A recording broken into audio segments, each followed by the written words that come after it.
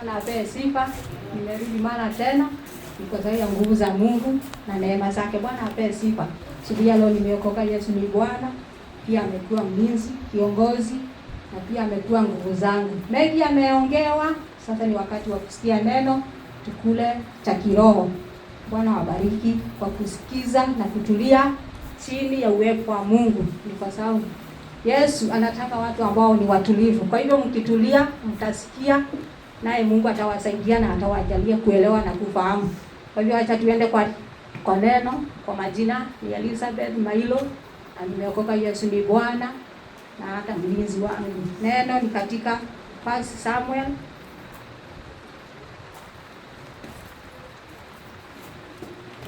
chapter 30.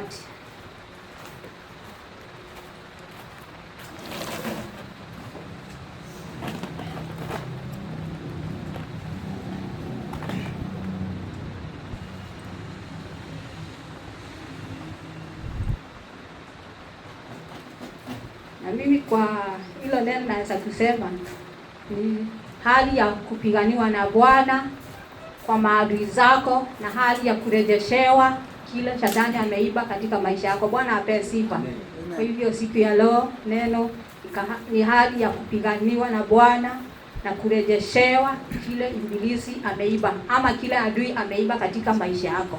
Sijui ni nini ameiba ndani yako ama katika maisha yako. Wewe ndio unajua kile kimekuwa akiko ndani yako ama katika maisha yako. Kwa hivyo acha tuanzie hapo verse 1 tuendelee tukijua vile mtumishi wa Mungu alivyofanyiwa ama vile alivyotendewa na Bwana wakati alikuwa katika ufalme wake Daudi na katika hali ya kupigana na maadui zake. Mr. Mwangi tusomea hapo verse 1 tuendelea chapter 30. Kitabu ni cha Samueli wa kwanza 30 kuanzia mstari wa kwanza. Ni neno iliyo mrefu lakini tutaanza tukirukaruka kule tunaona kutatusaidia katika maishani. Amen. Daudi na watu wake wakafika Siklagi siku ya 3. Basi Waameleki walikuwa wamevamia Negebu na Siklagi. Wakawa wameshambulia mji wa Siklagi na kuteketeza kwa moto. Nao wakawa wamewachukua mateka wanawake pamoja na wote waliokuwemo humo, vijana na wazee. Hawakuua yeyote, bali waliwachukua wakaenda zao. Daudi na watu wake walipofika Siklagi, wakakuta mji umeangamizwa kwa moto na wake zao pamoja na watoto wao na binti zao wamechukuliwa mateka. Hivyo Daudi na watu wake wakapiga yowe mpaka wakaishiwa na nguvu za kulia.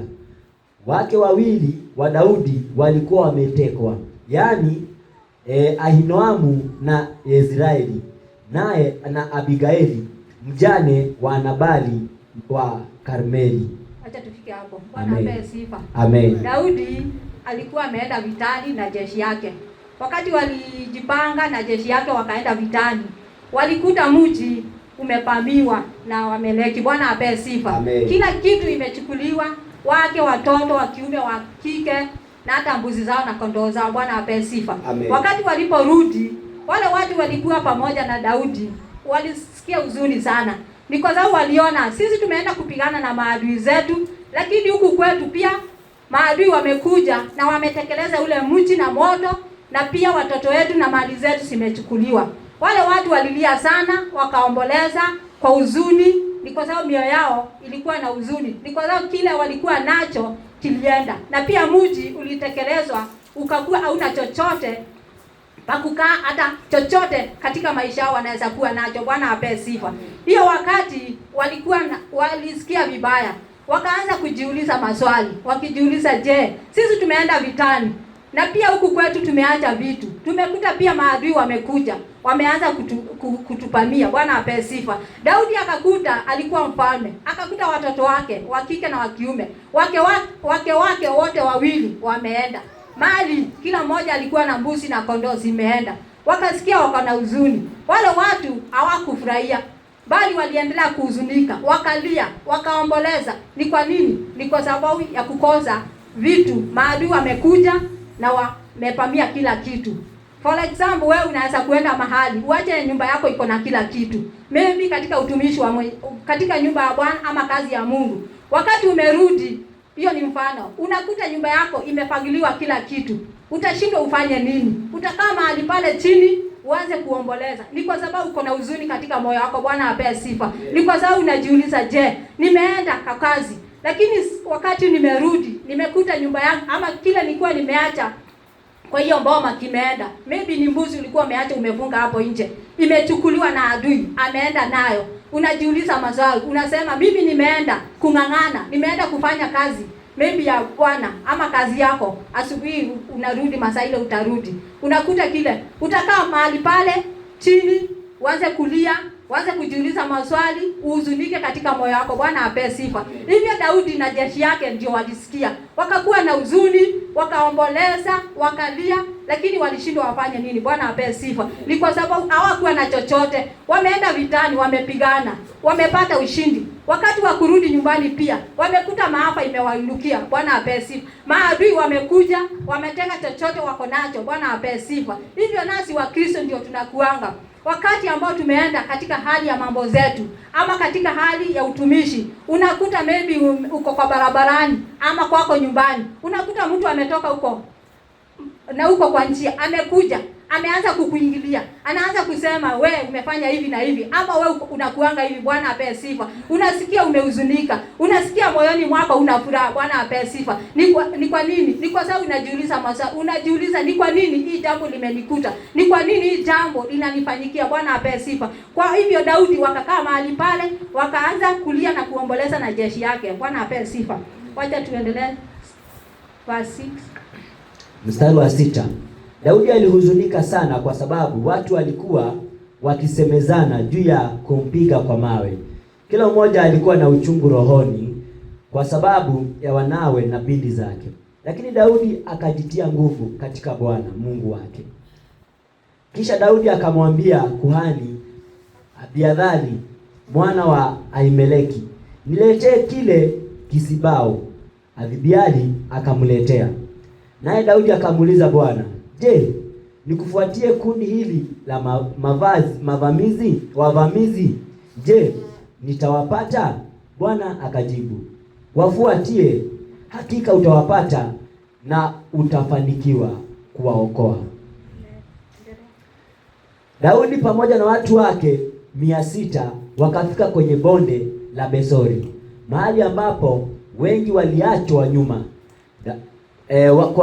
Kwa kuwa watu 200 walikuwa wamechoka sana kuweza kuvuka hilo bonde.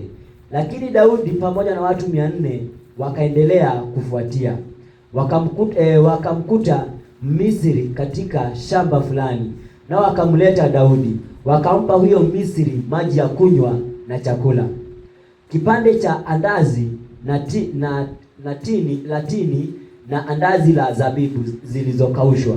Akala naye akapata nguvu, kwa kuwa hakuwa amekula chakula chochote wala kunywa maji kwa siku 3 mchana na usiku. Daudi akamuuliza, wewe ni wa nani na umetoka wapi? Akamjibu, mimi ni Misri, mtumwa wa Mwameleki. Bwana wangu alinielekeza nilipougua siku tatu zilizopita.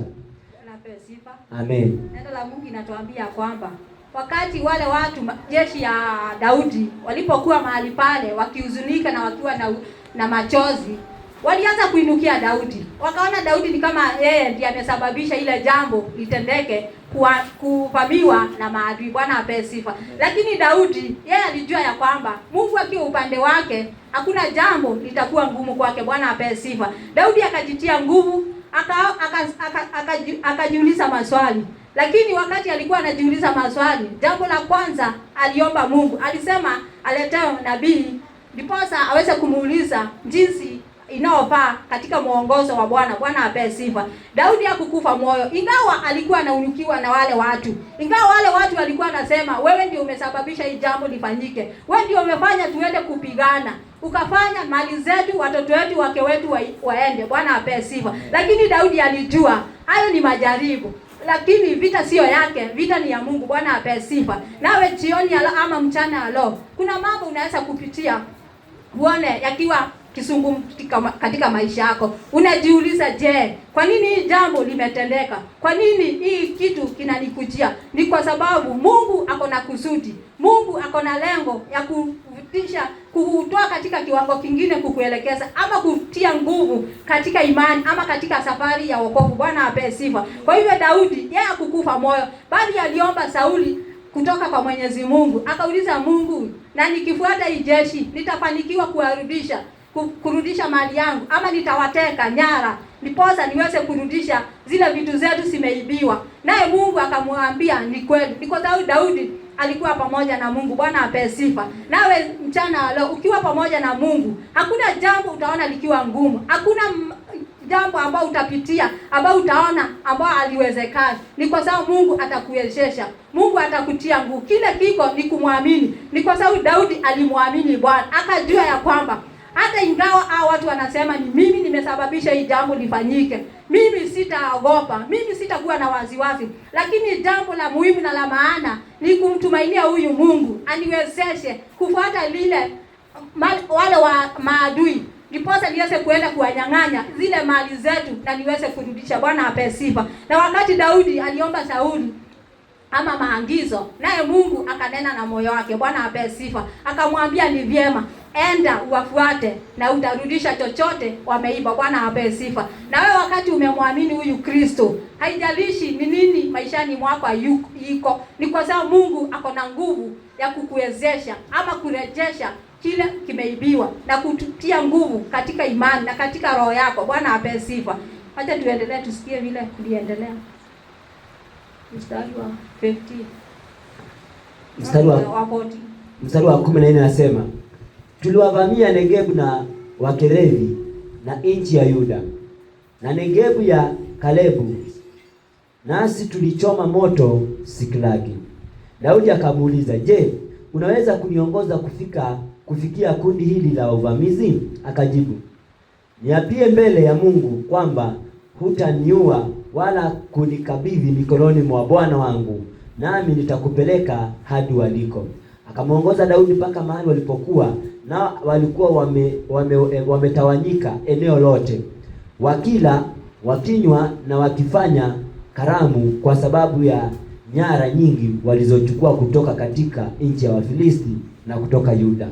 Daudi akapigana nao kuanzia machweo ya jua hadi kesho yake jioni, na hakuna yeyote miongoni mwao aliyetoroka, isipokuwa vijana wanaume 400 waliopanda ngamia na kutoroka. Daudi akarudisha kila kitu Amaleki walikuwa wamekichukua, pamoja na wake zake wawili. Hakuna chochote kilichopotea, kijana au mzee, mvulana au msichana, nyara au kitu kingine chochote walichokuwa wamechukua. Daudi akarudisha kila kitu. Bwana ape sifa. Amen. Neno inasema Daudi wakati Mungu aliongea na yeye alijitia nguvu. Akasema iwe liwalo, nitafuata wale maadui ambao wamechukua vitu zetu. Niende nipigane na wao na Mungu atanisaidia na nitashinda. Bwana ape sifa. Katika safari walienda wakakuta kijana ambao alikuwa amelemewa, ambao aliachwa nyuma katika wale maadui. Bwana ape sifa. Huyo kijana alisaidiwa na Mungu, akaongoza Daudi pamoja na jeshi yake. Wakati alienda aliwaonyesha mahali walikuwa.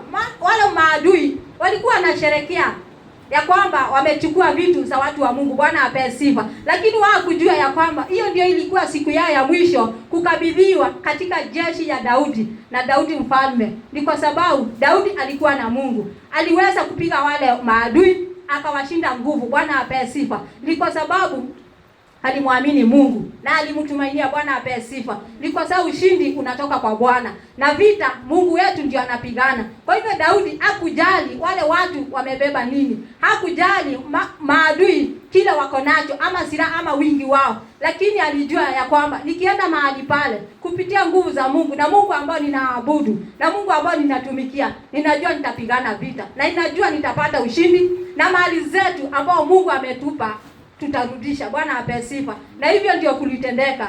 Kwa hivyo siku mchana wa leo huenda kuna kitu kimeibiwa na shetani maishani mwako, moyoni mwako, katika hali ya utumishi. Bwana apewe sifa. Ambia Mungu jioni ama mchana wa leo aweze kukurejeshea. Bwana apewe sifa. Akupe zile nguvu ulikuwa nazo, ile uwezo ambao ulikuwa nao wa kumtumikia Bwana hapo awali, zile nguvu ulikuwa nazo za kuomba ama kufanya kazi ya Bwana. Bwana apewe sifa. Zile nguvu ulikuwa nazo kufika mapema, Mungu akupe, akurejeshe. Ni kwa sababu Daudi alirejeshewa. Chochote adui walikuwa wameimba katika jeshi yao ama katika mji wao, Bwana apewe sifa, ni kwa sababu neno linasema ni Mungu wa urejesho. Kwa hivyo nawe mchana ukiita Bwana atakurejeshea kile chochote unaona hauna. Udhaifu atakuondolea, kushindwa atakuondolea, atakurejeshea uwezo, atakurejeshea nguvu, atakurejeshea kutumika. Bwana apewe sifa. Kuomba, kusoma neno atakurejeshea, kufanya kazi ambayo Mungu amekupa atakurejeshea. Katika maisha yako huenda kuna mambo imefifia ama mambo imeibiwa na shetani katika mboma yako. Mungu ni wa neema, Mungu ni mwenye nguvu zote, yeye ni Mungu wa urejesho.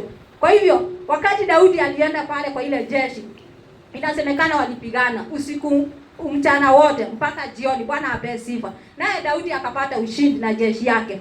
Kile chochote maadui walikuwa wameiba akachukua chote, wake, watoto, mali, kondoo, mbuzi zote, hakuna chochote alibakisha. Watoto wao, wasichana kwa vijana. Bwana apewe sifa. Kwa hivyo na wewe jioni ama mchana wa leo kuna mambo imeibiwa ndani yako. Bwana apewe sifa. Ambia Mungu akurejeshe, ambia Mungu akusaidie, akuwezeshe, akupe nguvu, akupe neema, ni kwa sababu ni Mungu wa urejesho. Kwa hivyo Daudi hakuna kitu alibakisha. Chochote kilikuwa kimeibiwa, chochote maadui walikuwa wamechukua, alirudi nacho katika mji wao, wakaenda kufurahia ushindi wa Mungu. Bwana apewe sifa. Na neno inasema ya kwamba maadui walikuwa wamefurahia ya kwamba wamechukua nyara zote, wamechukua mali za watu wa Mungu. Bwana apewe sifa. Kwa hivyo wewe ulio mtumishi wa Mungu ama mtu wa Mungu, hakuna chochote shetani ako na uwezo wa kuimba maishani mwako. Bwana apewe sifa.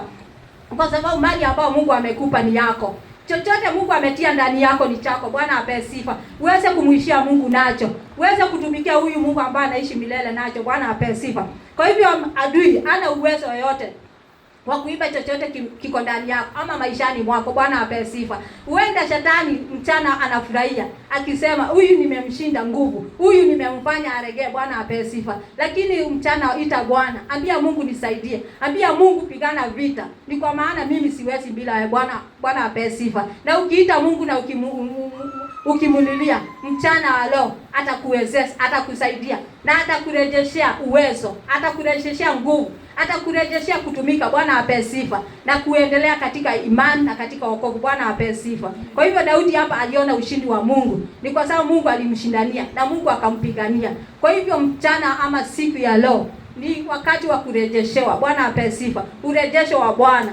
Kwa hivyo ambia Mungu akusaidie, ambia Mungu akujalie, ambia Mungu akurejeshe ile uwezo, ile nguvu ulikuwa nayo ya kutumika, ya kuimba, ya kufanya kazi ya Mungu, ya kushiriki katika kazi ya Bwana. Bwana apewe sifa. Mungu ako na uwezo wa kurejesha chochote. Tuendelee. Mstari wa 20. Akachukua makundi yote ya kondoo, mbuzi na ng'ombe, nao watu wake wakawaswaga wanyama hao mbele ya wanyama wengine wa kufugwa, wakisema, hizi ni nyara za Daudi. Kisha Daudi akafika kwa wale watu 200 waliokuwa wamechoka sana kumfuata na ambao waliachwa nyuma kwenye bonde la Besori. Wakatoka kwenda kumlaki Daudi na wale watu walikuwa nao. Daudi na watu wake walipowakaribia wakawasalimu. Lakini watu wote waovu na wakorofi miongoni mwa wafuasi wa Daudi wakasema, kwa sababu hawakwenda pamoja nasi, hatutagawana nao nyara tulizorudisha, lakini kila mtu aweza kuchukua mkewe na watoto wake na kuondoka. Daudi akajibu, la hasha, ndugu zangu, kamwe hamwezi kufanya hivyo kwa kile ambacho Bwana ametupatia. Yeye ametulinda na kuweka mikononi mwetu majeshi yale yaliyokuja kupigania dhidi yetu.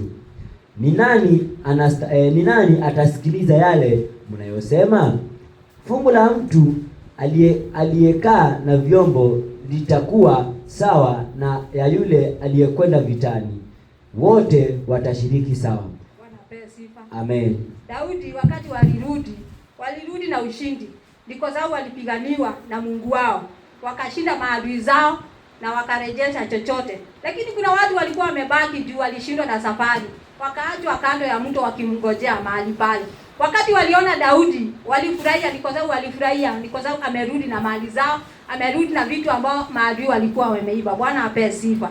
Kwa hivyo mchana wa leo nataka kusema ya kwamba wakati tumepata ushindi, tunafaa kufurahia wema wa Mungu ama nguvu za Mungu. Na wale bado hawajaenda kupigana vita, tuwe pati yao. Bwana apewe sifa. Tuwasaidie, tuwaombee, tuwatie nguvu, ni kwa sababu hii safari ni yetu sisi wote. Bwana apewe sifa. Daudi wale watu wakaanza kushikwa na wivu, wakaanza kusema ya kwamba wale hakuenda vitani ati hatapewa kitu. Bwana apewe sifa. Ni kwa sababu walibaki mahali pale. Lakini Daudi kwa sababu alikuwa anajua Mungu na alikuwa anajua ile mali sio yake, ni ya watu wote, alisema ya kwamba ile mali itakuwa kawaida. Bwana apewe sifa. Lakini wale watu hawakufurahia, walikuwa na roho chafu, walikuwa na mambo ndani yao.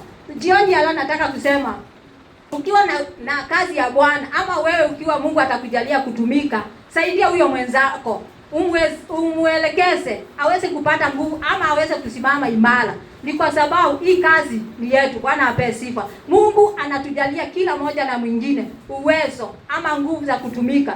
Kwa hivyo ukiona huyo mwingine ameregea, wacha kumuongelea ama kuongea ya kwamba hawezi. Anaweza, ni kwa sababu mko pamoja, mko katika nyumba moja, mko katika kazi moja. Bwana apewe sifa. Kwa hivyo Mungu akitujalia kutumika, wacha tuwe pati wale wengine, tuwawezeshe, tuwasaidie na tuwaombee, ndio Mungu naye wainue, Mungu awabariki, Mungu awasaidie, Mungu awafikishe kiwango na kingine. Bwana apewe sifa. Ni kwa sababu hizo baraka tumeahidiwa sisi wote. Bwana apewe sifa. Wakati Daudi walienda pale wakapata ushindi, alifurahia na akasema kila mtu katika hiyo pati walikuwa kwenye vita atapata mali yake. Kila mtu akarejeshewa vitu zake, ng'ombe, kondoo, watoto, wake zake, na hata nyara ambao walichukua mali za wale maadui walizochukua wakagawana. Ni kwa sababu wote walikuwa katika ufalme moja ama walikuwa katika jeshi moja, walikuwa watu wa Mungu. Bwana apewe sifa. Nataka kusema ya kwamba sisi wote tukiwa katika nyumba ya Bwana ama watumishi wa Mungu,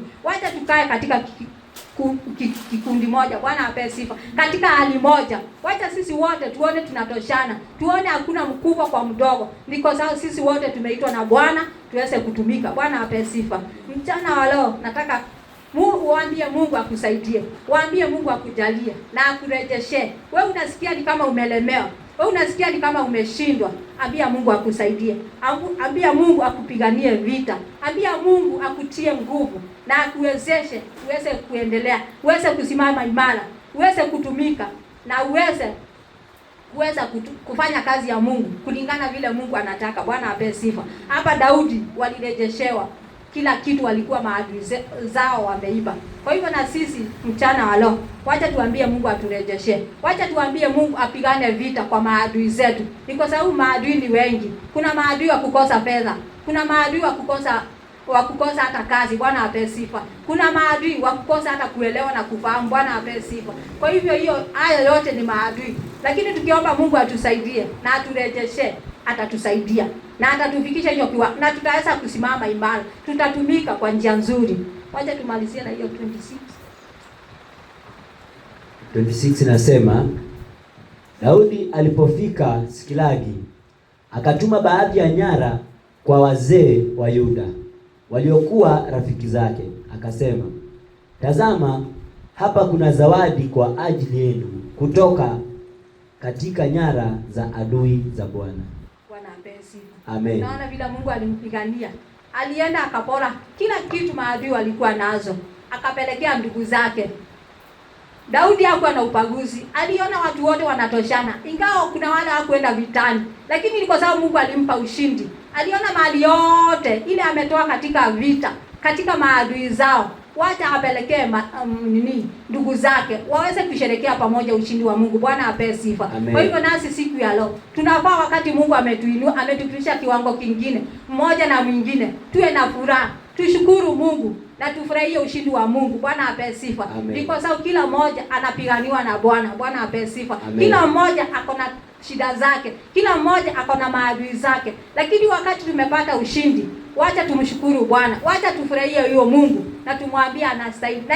Na ile ushindi tumepata, tufurahie na watu wale wengine. Bwana apewe sifa. Tuwaambie ya kwamba Mungu anaweza. Mungu ni mwenye nguvu, Mungu ni mshindi, na Mungu ni mwenye vita, ni mwenye vita. Bwana apewe sifa. Ni kwa sababu bila huyu Mungu hatuwezi. Mambo ni mengi katika hii dunia, lakini Mungu akiwa upande wetu, akiwa upande wako, akiwa kwa upande wa mama, wazee, vijana na hata kanisa mzima, tutapata ushindi na tutakuwa tunamtukuza huyu Mungu. Tukisema huyu Mungu ni mwema, ni kwa sababu atatuelekeza na atatuongoza na atatujalia tufike mahali ambao panaofaa na mahali ambao ni pa kuinua huyu Mungu katika kiwango kingine. Bwana apewe sifa. Naye huyu Mungu atatukuzwa katika maisha yetu. Kwa hivyo Daudi aliona mkono wa Mungu na akaona ushindi wa Mungu, na kila shetani alikuwa ameiba ama maadui, chote alirejeshewa. Wale walikuwa wanamuinukia, wale walikuwa na wao waliaibika, ni kwa sababu waliona Daudi Mungu ako pamoja na yeye. Ni kwa sababu